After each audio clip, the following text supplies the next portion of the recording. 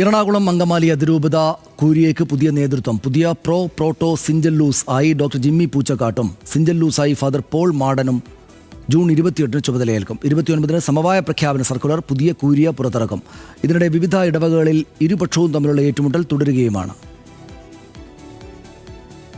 Zero Malabar സഭയെ പിടിച്ചുലച്ച മാർപ്പാപ്പയ്ക്ക് പോലും പരിഹരിക്കാൻ കഴിയാതിരുന്ന തർക്കം പരിഹരിക്കാനുള്ള നടപടികൾ സഭാ നേതൃത്വം തുടങ്ങി. വിമത വിഭാഗത്തിന്റെ മുഖ്യ ആവശ്യമായിരുന്ന നിലവിലെ കൂരിയെ പിരിച്ചുവിടുക എന്നത് നടപ്പാക്കുകയാണ് സഭാ നേതൃത്വം. മുഖ്യ വികാരി ജനറലായി വിമത വിഭാഗത്തോട് ചേർന്ന് നിൽക്കുന്ന ഫാദർ ഡോക്ടർ ജിമ്മി പൂച്ചക്കാട്ടിനെയും മറ്റൊരു വികാരി ജനറലായി സിനഡ് അനുകൂലിയായ ഫാദർ പോൾ മാടനെയും നിയമിച്ചു. ഇവർ ഈ മാസം 28 ചുമതലയേൽക്കും. സമവായ പ്രഖ്യാപന സർക്കുലർ ഈ മാസം 29 പള്ളികളിൽ വായിക്കും. പുതിയ കൂരിയായാണ് സമവായ സർക്കുലർ വിതരണം ചെയ്യുക. കൂരിയയിലെ മറ്റംഗങ്ങളായ chancellor, vice chancellor, procurator, judicial vicar എന്നിവർ ഉടൻ ചുമതലയേൽക്കും.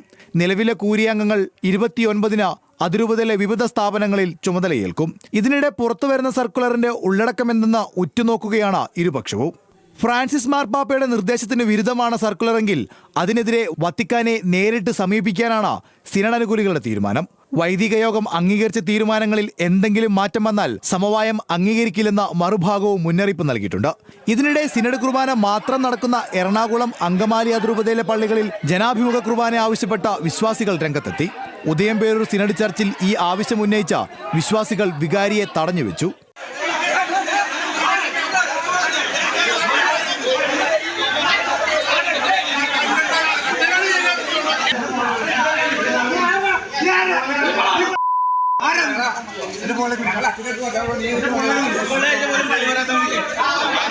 അതേസമയം തങ്ങളുടെ പള്ളികളിൽ ഒരു കാരണവശാലും ജനാഭിമുഖ കുർബാന നടത്തില്ലെന്നും സമവായം അംഗീകരിക്കില്ലെന്നും സിനഡ് അനുകൂലികളും പ്രഖ്യാപിച്ചു.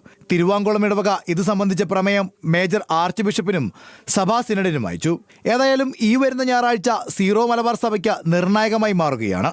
ന്യൂസ് മലയാളം, കൊച്ചി.